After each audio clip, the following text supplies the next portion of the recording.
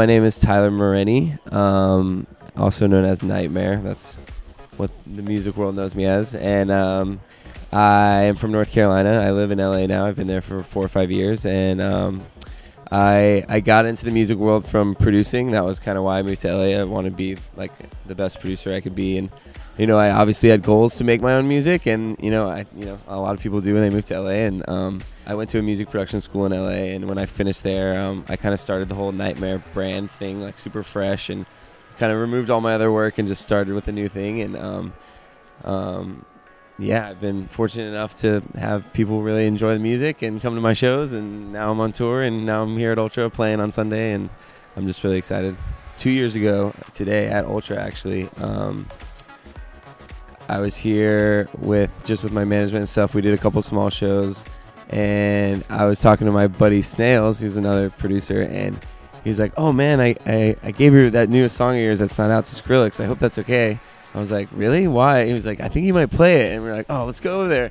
When he played it, it wasn't released yet, so it was the only song in his set that nobody kind of knew what it was too. So it created all this kind of like cool industry like hype for like whatever bass music people. And yeah, when the song came out, did really great. And then I had shortly after that, I released a remix of this song by Keys and Crates called Dum Dee Dum. It's like one really catchy kind of like anthems that they have. And that was like one of my biggest remixes. And then I did a track with Flostradamus right after that, who's like another big dance music duo, or now I guess just one guy. But yeah, kind of those three all in a row really kind of put me from like, underground guy to like being on, bigger stages and having my own shows. I really loved the Loudpvck dudes' music even before I even really started Nghtmre. They were putting out stuff, and I feel like they were kind of the first guys to do a lot of that like trappy hip hop vibe. And I think they started playing out Street, that same song, and I don't even remember how we first connected. I think it was just at a show. We were both playing the same show, and he's like, "Hey man, I'd love to work on a track together."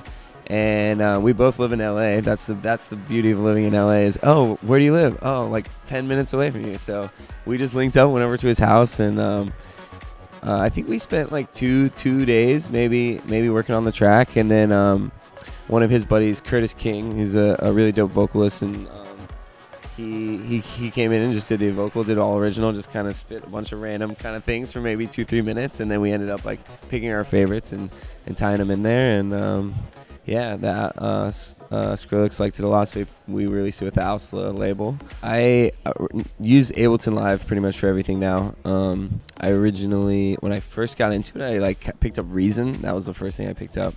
And I mean, I don't know if you know, but if you produce, like, you kind of have to know exactly what you're doing to use Reason, because it looks like hardware, and you switch it around and wire things manually. And so I think that gave me an advantage, kind of, because that I just, read the manual and went on YouTube and watched tutorials and learned kind of production that way. And sequencing, there was no audio, and I was using Reason 4. So everything was MIDI sequencing and learning how to use the drum sequencer and all that kind of stuff. So then when I did move to Ableton, it was like, wow, this is so much more, not like intuitive kind of, just because I think I'm more of like a visual learner and thinker rather than like, like things that are so technical. And so yeah, I mean, a lot of the stuff I do, like, I end up just doing it on my laptop when I'm on the road, or like when I'm in a hotel, or like on a flight, or sometimes the best stuff, like the biggest remix that I've done recently, literally I did on a flight from Florida to California. And there's things I sit in the studio for 2 months and I work on, and like nothing comes of it. But yeah, I mean, I just have I don't know. I'm running. I have like Apollo set up, and like some nice Adams monitors, and a monitor, and like a keyboard, and that's most of what I use. It's a pretty simple setup, but it does the job.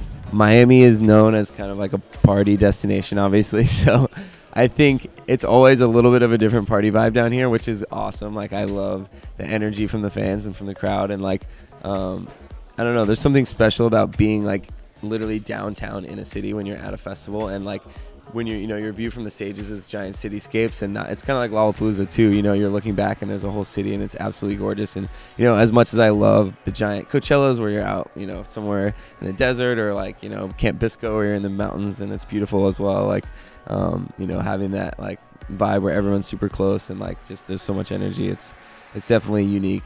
What's up? This is Monkey from Korn. It's El King. Mark Hoppus. Kendrick Lamar. Tori Kelly. We're Lucas Graham. I'm Chris from Motionless and White. What's up? This is Problem. I'm Lindsay Sterling, and make sure to subscribe so that you can see more videos from incredible artists.